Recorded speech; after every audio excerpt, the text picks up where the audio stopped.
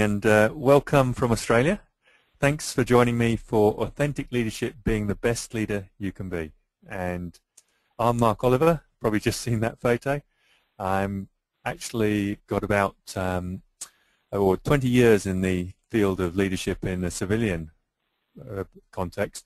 But before that I was 11 years in the British Army, and I studied a degree, I got a master's in chemical engineering, which I've never used, the wonders of education. Anyway, I'm from MarkTwo Consulting, and I'd like to just clarify the purpose here.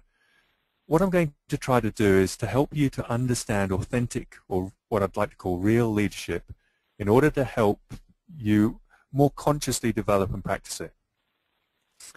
Basically, my goal is to help you to understand the fundamental nature of motivation, and so I hope help you consciously develop this authentic leadership, as I've called it, in yourself and others. And as we go through, I've got a range of slides, and I'm going to try and take you on a bit of a journey. So there's quite a few slides here. If you can just bear with me as I go through. And I have used a number of quotes because it's a webinar and I can't really interact very personally with you in the way that I could, obviously, if we were in the same room. I'm using quotes to try and convey some of the meanings and some of the ideas that I'm putting forward. I hope that makes sense, and let's give it a go. So what are we going to try and do here? My plan is to, first of all, talk about why motivation, why look at motivation when we're talking about leadership, and to give you an understanding of the universal hierarchy of motivation, a model on motivation that gives deep insights into this aspect of character. Then, using that, I'll show you how it links to authentic leadership, and then try to bring it back to a business context where it's probably more relevant to all of us. Then I will look at some models which seems similar to the hierarchy of motivation superficially, and they're very different. I want to highlight those differences to give an insight into the universal hierarchy of motivation, which I'll call UHM from now on, just for short. Then we'll look at development of leadership using this sort of approach, and I'll summarize. So that's the plan, and let's see how we go. I would like to take questions at the end, if that's okay. So if you can just, by all means, type in questions, but I'll wait till the end, and then I'll summarize and go through the questions. Well, first of all, perhaps if we look at the business case for leadership. Research has found that the failure rate of senior managers is 50% in corporate America. And the question is why. It's certainly gone up over the last 20, 30 years. And I'm sure it's not because managers are getting any worse. I think almost the complete cause is because competition is getting ever greater and tougher. So a manager performing at a leadership level 30 years ago could perform at a low level and still be at an adequate level. But now that same level of performance will be a failure because basically the hurdle's raising. So it makes leadership even more important in business. And if we look at it the other way, leadership development is one of several core competencies that, when improved, can earn an organization up to 3.5 times the revenue growth, or as much as 2.1 times the profit margins of less capable companies. And that was by some research from a couple of large companies. Another American study found a 386% return to business when investing in leadership development. And another one has found a direct correlation between investing in leadership and results to shareholders. And there are many more examples, pretty well researched examples of the impact of good leadership. But leadership means different things to different people. If you ask 10 experts, you'll get 10 different answers in many cases. Now, I'm not suggesting there's necessarily one right answer, but I think there are one or two answers which are much more useful and much more insightful than others. And this is the definition of authentic leadership that I'll come to. Now, there is a personal case for leadership. A recent study by the Stockholm-based Stress Research Institute found that working for a bad manager caused a 60% increase in the risk of heart attack for their employees. And there is a study called the Whitehall study, I think it was, but on civil servants in the British government about 40 years ago, which found that poor leadership had a significant impact in terms of health levels there as well. Conversely, on the happy side, there are many studies indicating that working for a good leader leads to less stress and fewer health problems for staff. Before we go any further, I'd like to check something out, and I'd like you to tell me whether this is true in your own experience. This isn't a proof, but does this make sense in your own experience, that we can only lead others to the extent we lead ourselves, and we can only lead ourselves to the extent we're self-aware? Now, I'd just like you to think for 5 seconds. Does that make sense in your life? Does that seem true? It's not a proof, but is it true for you?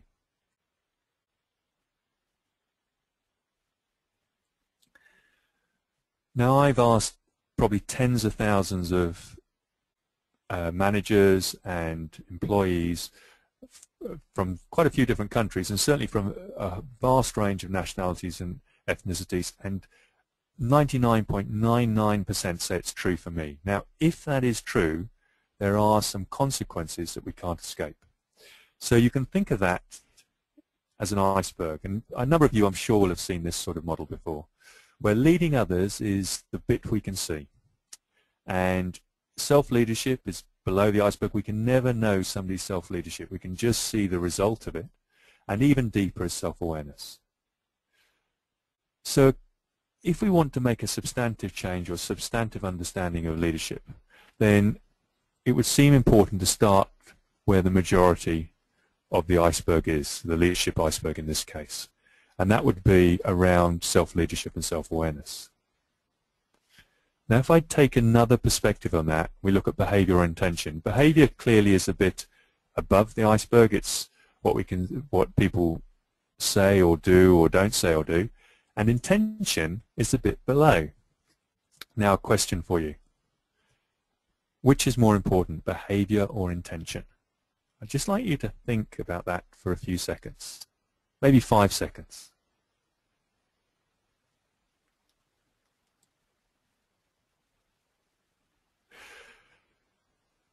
Well, the answer, which may well be surprising, is intention. Behavior is important, intention is much more important than behavior. Now, I say that rather hesitantly because I'm not really able in this medium to give a very convincing answer. I'd like to just give a quick insight as to why that might be true. And let's take the legal situation of murder and manslaughter. We can never know anybody else's intention 100%. I'm sure you all agree with me that we could be 99% sure of somebody's intention or 1% sure of somebody's intention, anywhere in between. But we can never know somebody else's intention 100%. And so when you get a case, for instance, of an act which is being tried for murder or manslaughter, the jury, totally based on the person's intention, may indict the person for murder or for manslaughter. The person may walk free or spend 30 years in jail or whatever the sentence is, basically totally on what the jury believed to be the intention. Everybody could know the behavior very clearly. So that's one insight into why intention is more important than behavior. And of course, behavior doesn't happen randomly. Typically, there is the major factor of intention that drives behavior. Behavior may be considered to be more short-term. The intention, it would seem, would be more long-term. Now, that all said, I can totally understand if you still feel, no, behavior is more important than intention. And I'd just like you to have a think about that. It's very hard often to see the importance of intention because in a Western society, we keep getting the message that it's all about behavior. And behavior is important. So if I can just hold it there, and if nothing else, give you some food for thought. And now let's look at intention. And a major part of intention is motivation. So if intention is so much more important than behavior, it gives an insight as to why motivation will be such a good place to start when we're trying to look at leadership behavior, or any behavior for that matter. So the big idea which supports this, what's well accepted, is that there's no known universal set of traits which predict a good leader or great leader, but what distinguishes leaders is their ability to motivate themselves and others. Now, many trait models and typological models, in fact, have been used to try to identify what type of person is a great or good leader, whether it's the Myers-Briggs type indicator or the factor 5, the ocean model. They were devised, and one of the prospects was to use them to identify great leadership. What we found is that for any one style, using any of these models, you can have an example of a great leader from that style and a poor leader from that style, and anywhere in between. There is no set of traits or personality characteristics which actually will predict good or great leaders. What does is the ability for people, or the ability that people have to motivate themselves and others. So this webinar will provide a complete model for understanding your own motivation and others, so you can better predict intention and lead authentically. That hopefully gives a bit more context to it. And what I've got planned out is, as I say, looking at why motivation first. Now, 3 words: motivation, emotion, and need. I want you to think just briefly again, what do you mean by each of those words? I'm absolutely certain all of you have used at least one of those, well, at least each of those words once. What did you mean when you used them? Just have a think for 5 seconds.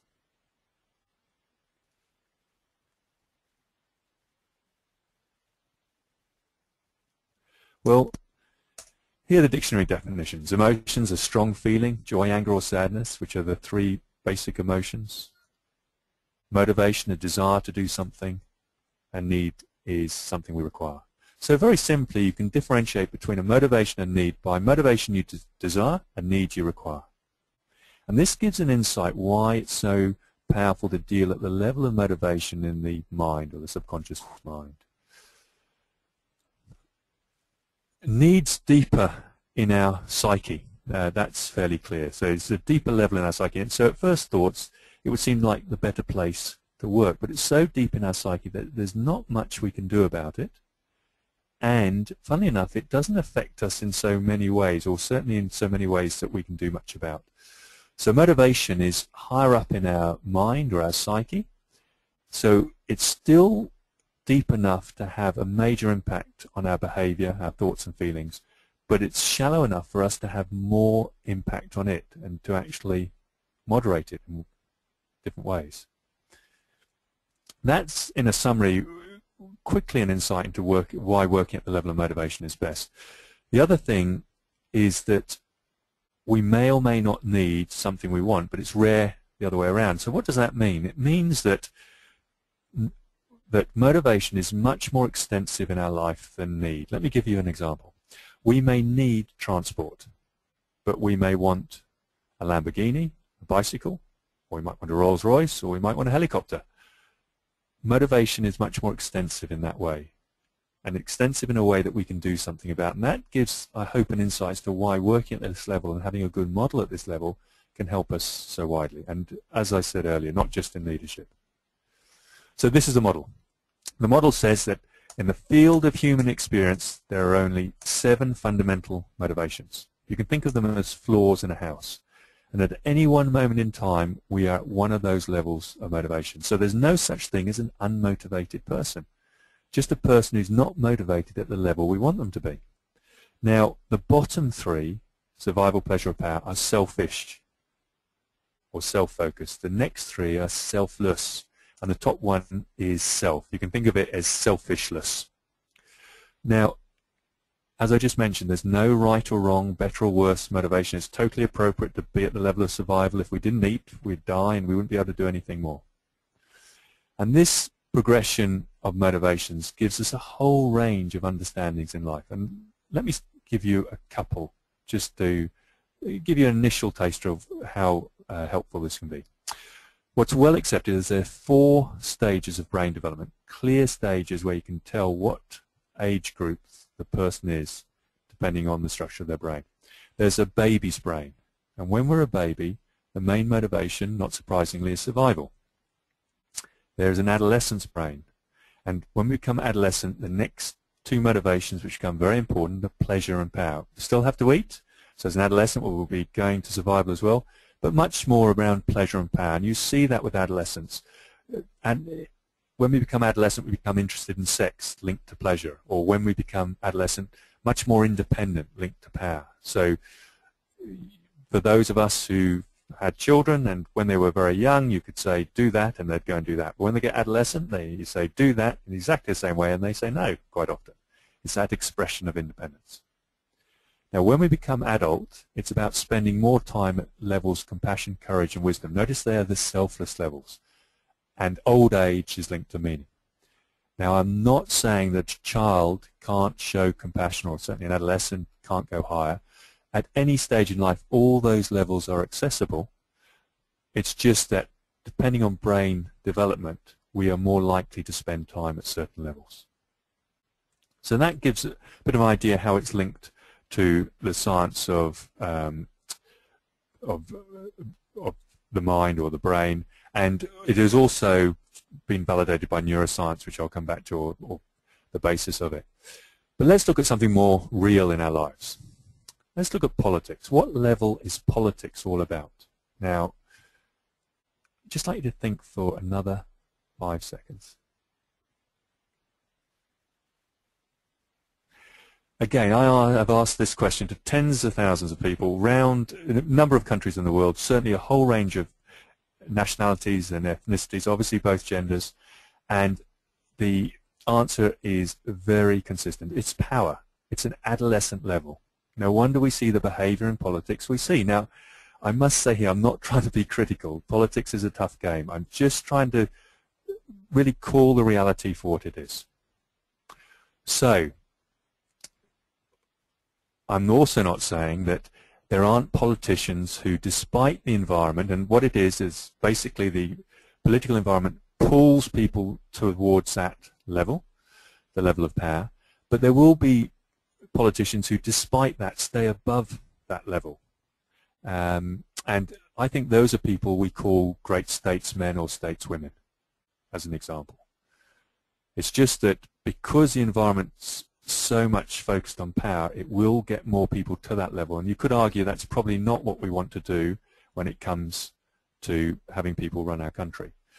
Now, this model is very tough on leadership. It says leadership always comes from a selfless or higher level. So there are 4 ways to lead: compassion, courage, wisdom, and meaning. It always comes from an adult basis. That's what this model says. And I'll come back to that in more detail in a second. But let's now go to corporations. So if we look at organizations, and although there will be some variance, typically what level are corporations all about?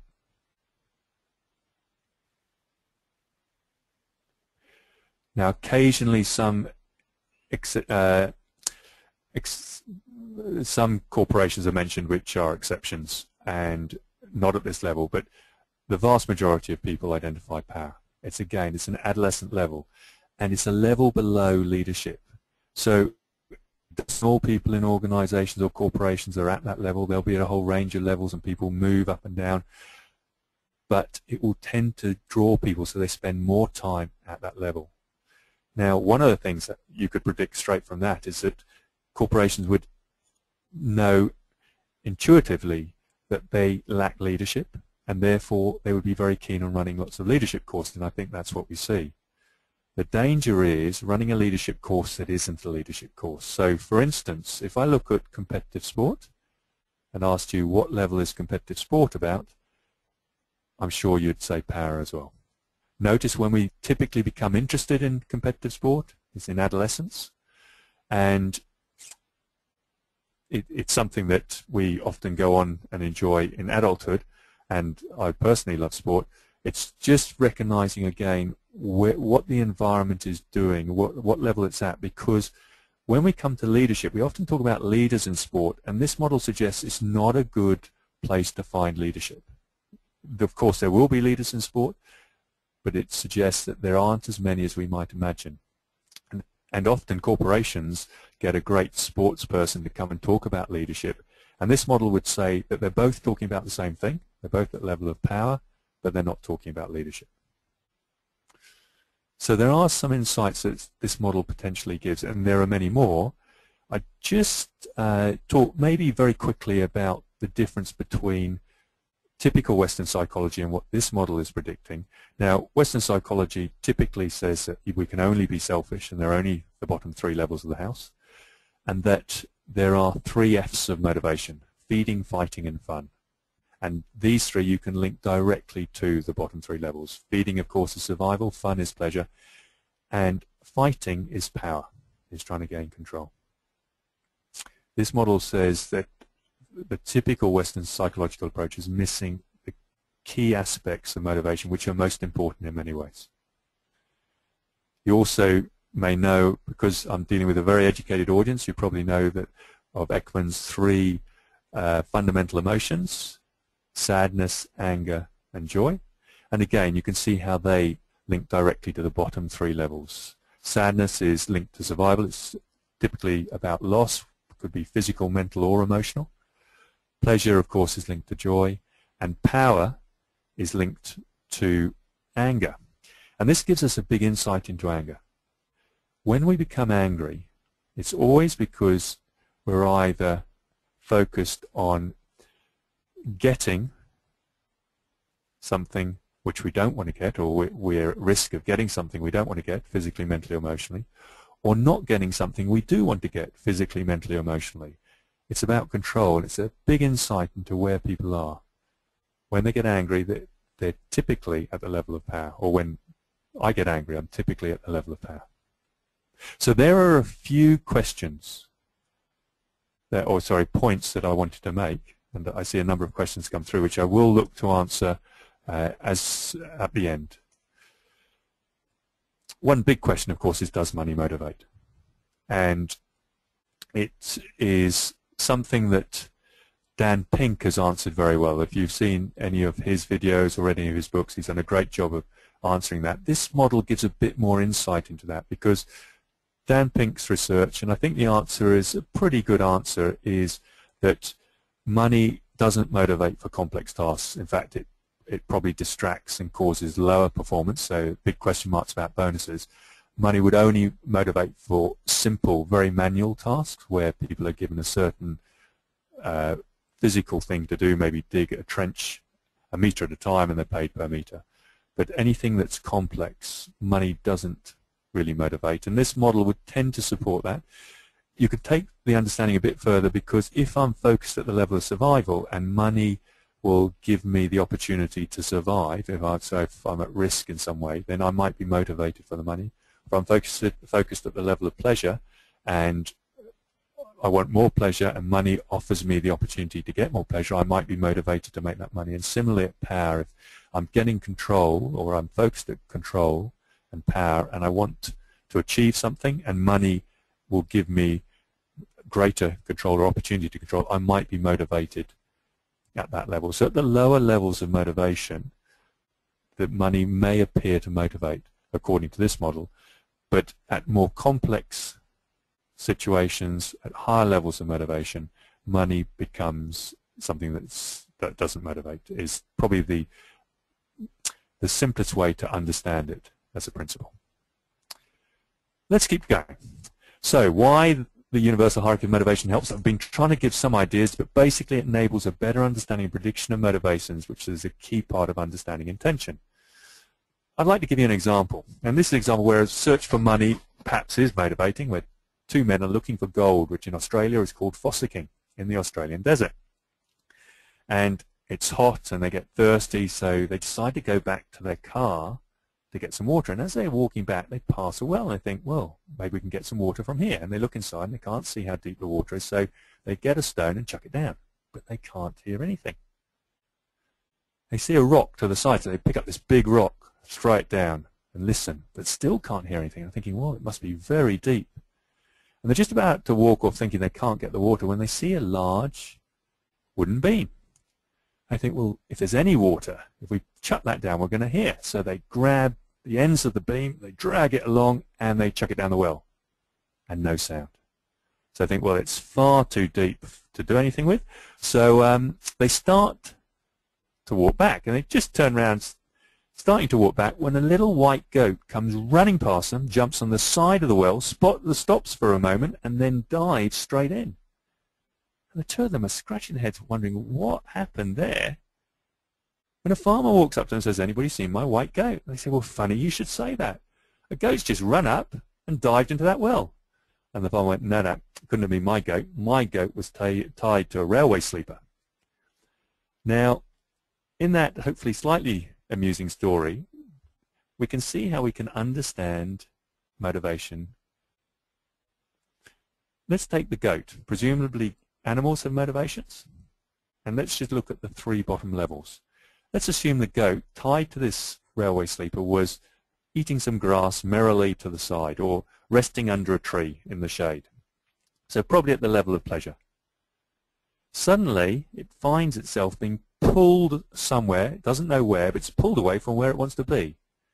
And so it probably fought back and is at the level of power, trying to control its situation. And it gets pulled right to the edge of the well, and let's pretend that it now knows that it's unfortunately going to die and meet its maker.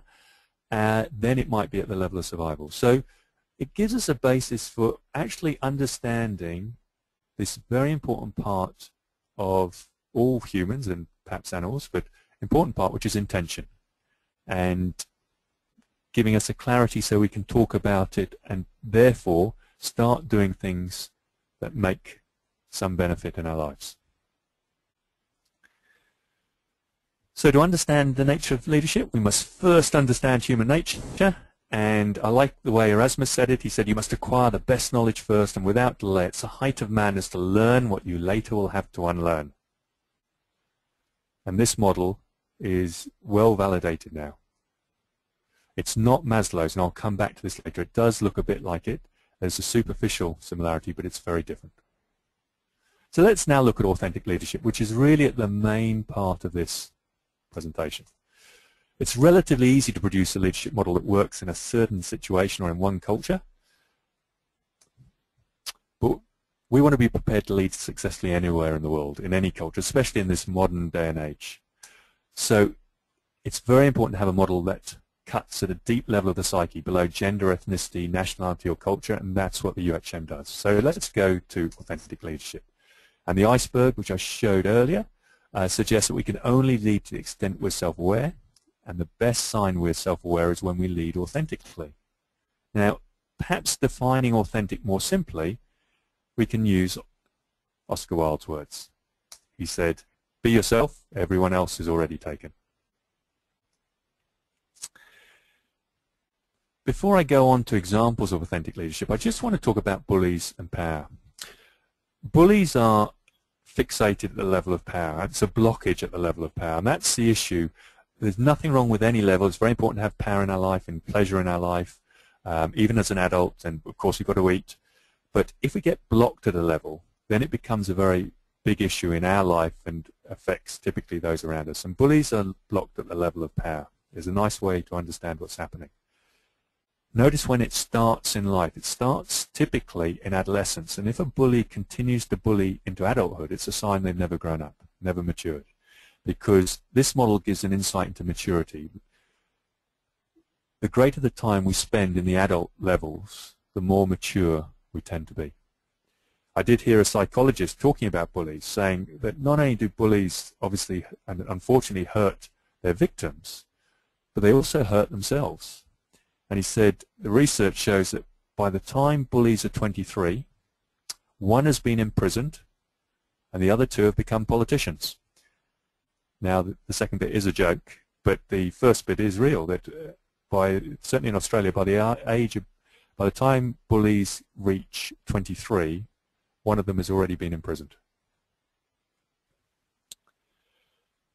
Inevitably, the danger with power is Lord Acton's advice. Lord Acton said the famous quote that all power tends to corrupt, and absolute power corrupts absolutely.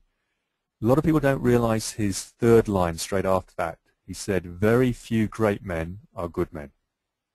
And this is the danger for any powerful organization or powerful country even, is that they start to become corrupted by the power. With that thought, and Abraham Lincoln's lovely insight, power conquers all, but it's a short-term victory, let's go to leadership directly. Now, I was in the Army, as I mentioned, and the Army teaches us only 3 ways to lead. Compulsion, which is effective but not as effective as persuasion, which is effective but not as effective as example. Now, this model gives us an insight or a much deeper insight into this. So compulsion is linked to the bottom level and persuasion to power. And this model says there are 4 ways to lead, and they're all different ways of example. And that compulsion and persuasion are not. In fact, compulsion and persuasion can be thought more as a form of management, which we'll come to. In terms of leadership, the bottom style is linked to autocratic leadership, then charismatic leadership, and thought leadership. Now, this model, remember, says none of these 3 levels are really leadership. Just like you can call a table a frog, it still doesn't make it a frog. It would argue that these are common terms used, but which are not really leadership forms. And note thought leadership. In corporations are often really keen on thought leadership. It's a level 3, or it's symptomatic of level 3, and it does give benefits, but it's not leadership, according to this model. Then the real forms of leadership are service, gallantry, coaching, and inspiration. And as I said, the bottom 3 are really more management, or would be called management in this model. Let's look at them each by turn. So leadership by compulsion. General William Westmoreland, the commander of US military operations in the Vietnam War at its peak, when things started to go really bad, or they had been going bad for some time, he was asked by a reporter why he didn't try the British hearts and minds approach, which had been deemed so successful in the Malaya confrontation a few years earlier. What had happened, a similar situation had arisen in Malaya, arose in Vietnam later, and the British used the hearts and minds approach to win over the population and achieved a success there. But when he was presented with this, he famously and rather rudely replied, "If you grab them by the balls, their hearts and minds will follow." It was clearly not successful in Vietnam, and you can argue it's not been successful in several campaigns since. Then we have charismatic leadership. Now, charisma is nothing to do with leadership according to this model. You can be highly charismatic and a great leader. You can be highly charismatic and a hopeless leader. You can have no charisma and be a great leader. You can have no charisma and be a hopeless leader. Charisma is a wonderful quality. It's not very trainable, so fortunately it's not linked to leadership, and it isn't anything to do with leadership according to the model. Tom Peters would agree. Tom Peters, one of the great leadership gurus, his comment was that JFK was probably the most charismatic leader or president in American history, and yet he was not nearly as successful as Roosevelt, who he said had the charisma of a dead trout. In fact, as it says here, often people with charisma have big personalities, but you may not realize that personality is a Latin word for theatre mask, and is it good to have a big mask is another way perhaps to look at it. Now, then we have thought leadership, and thought leadership does give a certain amount of power. There is something that is some benefits that it offers, and thinking, of course, is the great trait that we have in terms of our human species. It's a thing that has given us the ability to be the most powerful species on this planet, is our ability to think. And Napoleon Bonaparte said that there are but 2 powers in the world, the sword and the mind. In the long run, the sword is always beaten by the mind. Now, let me give you some examples. Really, leadership and altruism is strongly linked in this model. And Lewis Carroll, the author, said one of the secrets of life is all that is really worth doing is what we do for others. What I'm going to do is run through some examples, people who typify the leadership level, and I'll do this quite quickly given the time, and just quotes to really get an idea for the approach they were taking. So Mother Teresa beautifully typifies the level of service. Now, again, I'm not saying she only was at that level. Of course, she had to eat. She'd have to be at the level of survival. She no doubt had a bit of pleasure in her life, I would guess, maybe not much. Certainly controlled in her life. She was also inspirational to others, so she would move up and down, but her style beautifully typifies service. She said, unless a life is lived for others, it's not worthwhile. And if you can't feed 100 people, then just feed 1. Now, often people think service is a weak form of leadership. As I mentioned, I was in the Army, and all Army officers train at the Royal Military Academy Sandhurst in England since 1959. It's well recognized around the world, and many foreign officers come to train there. It has just one motto, and you can see at the bottom of its badge, it's serve to lead.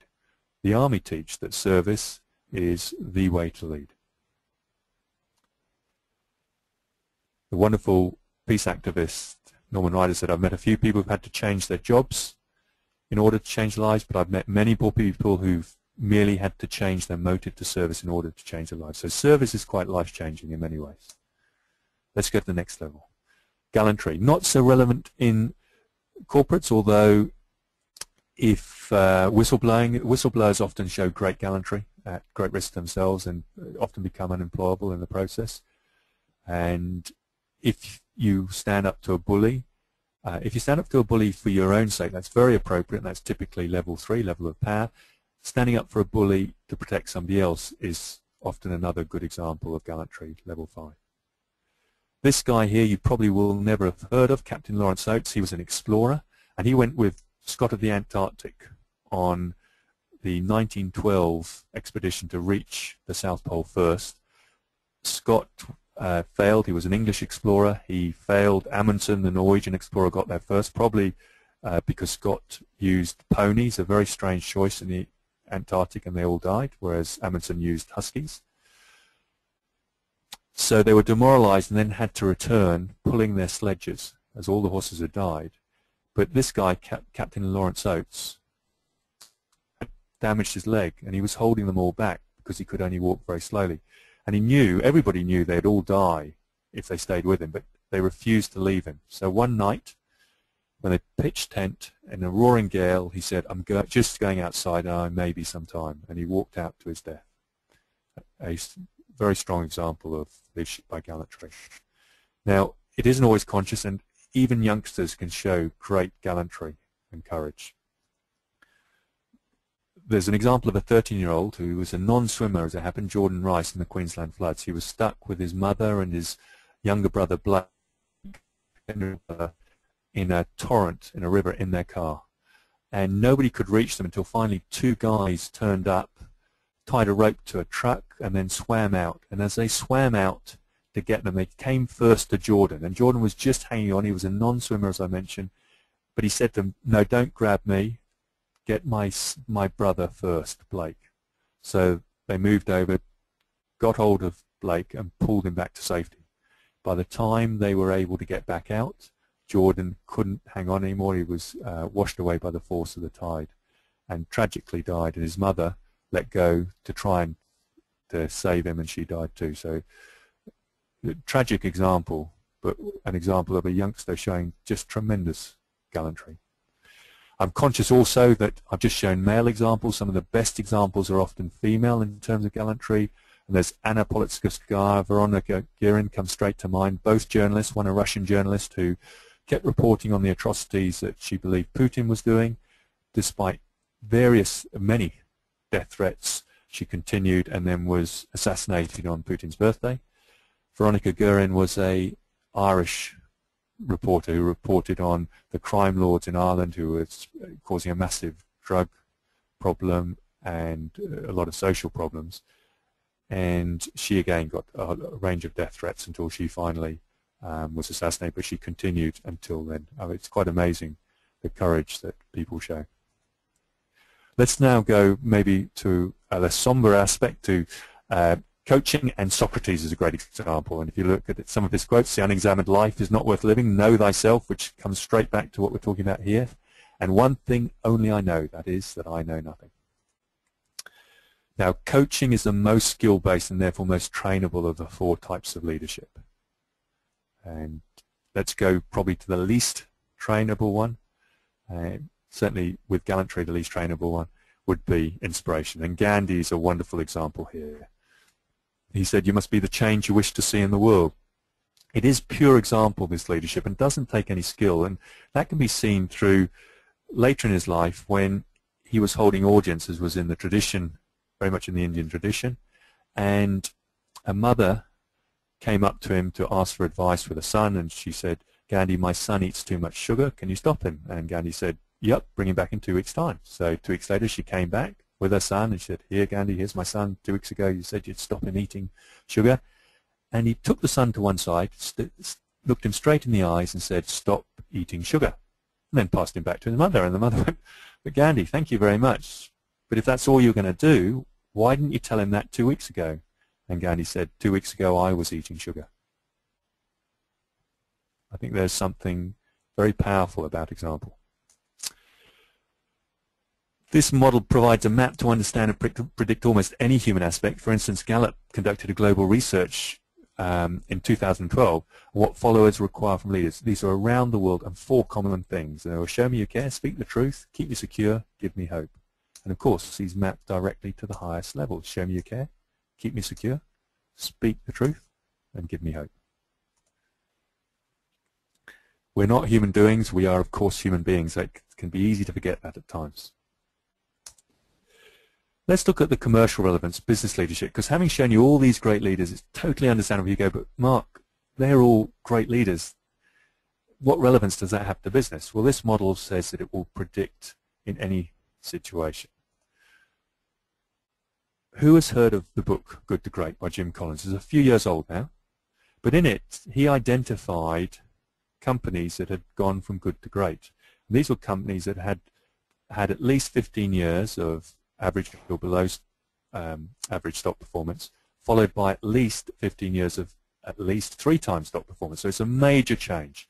And in the last 40 years, which he looked at, there have been about 1,537 companies that have been in the Fortune 500 in America, and only 11 of them fitted the bill.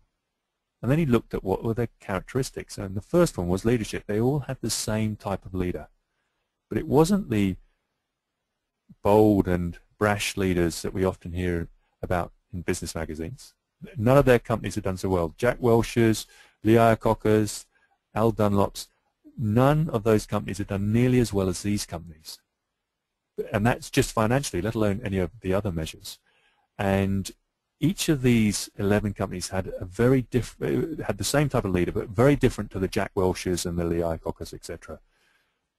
He said he found that they were always very humble and extremely determined. And he used the window and the mirror. He gave this example. He called these level 5 leaders. So these level 5 leaders, whenever things were going well, they looked through the window and said, oh, it's because of I've got good people or the situation. And when things were going badly, they looked in the mirror. They said it, my fault. Whereas the level 4 leaders, the ones who hadn't done so well, but we hear all about, like Jack Welch's, Lee Iacocca's, he said that they did just the opposite. When things were going well, they looked in the mirror, and when things were going badly, they looked through the window. Now, his level 5 leaders fit, and this was found only empirically, are predicted by the UHM levels 4 to 7. Basically, Jim Collins has empirical evidence, and the UHM explains why that's the case. We can take it a bit further. With humility, of course, we have Gandhi. I claim to be no more than an average man with less than average abilities. I'm not a visionary, is one of the quotes. He epitomizes humility as well. And if we look at leadership and ethics, GE, which has done so well, and with Jack Welch, who's a very well-known and respected leader, what maybe people don't know, in the 1990s, GE was involved in so many cases of fraud that Pentagon's Defense Contract Management Agency created a special investigations office specifically for the company. It indicted GE on 22 criminal counts and recovered $221 million. Now, leadership and ethics, I think, is connected. And let me emphasize, I'm not beginning to suggest that Jack Welch had any idea this was going on or would have accepted it in any way. But it does raise the question of the culture that he created while he was there, if this was to go on. Perhaps more practically, if someone is advising you on leadership, you can actually ask them, is Jack Welch a good example of a leader? And then if they say yes, well, it indicates, the UHM would indicate that you can look elsewhere for more effective advice. Now, MBAs and some of the leading business schools in the world use Jack Welch as an example of a good business leader. And let me emphasize, he's clearly done well. We're just talking about leaders who've done much, much better, who for some reason we've never heard about. And we might as well look, I think it's best to look for the best examples. And why do MBAs seem to stick with a Jack Welch type leader as guidance for the best type of business leader? Even though they've got highly proficient and intelligent staff, because they've got a poor model, they will tend to lead to incorrect deductions. And leadership, born or bred. Is leadership born or bred? Well, it's clearly largely bred. There is no one who cannot vastly improve their powers of leadership by little thought and practice. That's one of the leading British generals. If anybody's going to think it's born, it would be the British Army, and the British Army know it's bred. In fact, genetic research suggests or indicates an absolute maximum of genetic contribution to leadership is 30%. It's almost certainly much, much less, 5 or 10%. The vast majority is it's bred. So in that sense, the UHM predicts that we all have the potential to be great leaders, because we all have these 7 levels in us, but it will require work and self-discipline to achieve these. Very quickly, coming to the end, I'm conscious of the time, that we've got models which may seem similar. So Maslow's hierarchy of needs.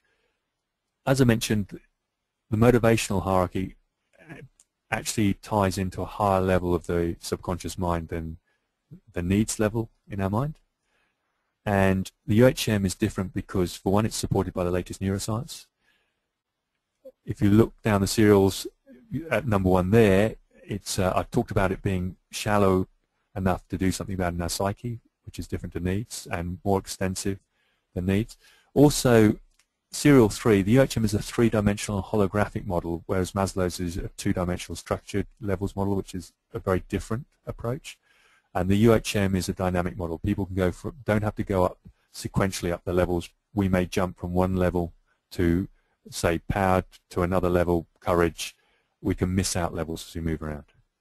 And lastly, as indicated by the research, there's no universal set of traits that predict a good leader. What does is motivations, and another reason to work at the level of motivations. Situational leadership also has 4 different styles of leadership, and you might think, well, are these the same styles as the UHM? Bear in mind, situational leadership is about behavior. It tends to look at above the waterline. Universal hierarchy of motivation looks at below the waterline. It actually looks at the intention level. And the 4 types of leadership are very different, the ones it predicts, than to the situational leadership ones. And this model would suggest that situational leadership is more about management. So, to end, how about using this as a global model? Well, to become a leader, you first must become a human being. A lovely quote by Confucius, and this model shows you how to do that. It's about going to all 7 levels of yourself. That's how we become a complete human being. In terms of development impact, if I think differently, I tend to act differently, I tend to feel different, and so it goes on. And so when we try to make a difference using this model, there are several ways to particularly help people think differently. There's a book available about this model, which I've written, ebook or paperback, from lulu.com. You can get advanced feedback on this model. There's an online questionnaire which helps about feeling differently. And this questionnaire is holographic with only 14 multiple choice questions, but about 200 billion possible profiles. And you can try a free report at the website. Some of the feedback, just an example, people are often quite skeptical about it, and consistently, I think it's fair to say, are quite amazed at the insights it offers. To particularly help act differently, we have take people on a leadership pathway between 3 to 24 months. There's 7 modules as it happens, and 3 steps. They're all complete units themselves, each step, so people may just do step 1 or just do step 2, but we find once people have done one, they tend to want to go through and do the others. And to particularly help feel differently, there is the opportunity for executive and life coaching, face-to-face or through Skype. If anybody ever becomes interested in actually becoming accredited, that's really helping others think differently, and that can be done through MarkTwo. If you want to access some materials at members at MarkTwo Consulting, there's some free reference materials. Just put in the username HR and the login SHI35. And that brings us to the end. I realize I'm running out of time. I'd just like to highlight there are other things in our lives that try to help us become a whole person. Let's take the 7 sacraments. Almost all major religions have 7 sacraments. If we take the Christian ones, they're baptism, communion, confirmation, marriage, confession, ordination, and last rites or extreme unction. You see how they link directly to the levels.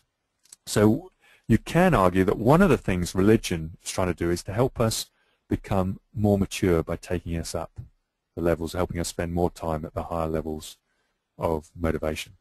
And the model doesn't say that you should or you shouldn't be religious, doesn't support any religion.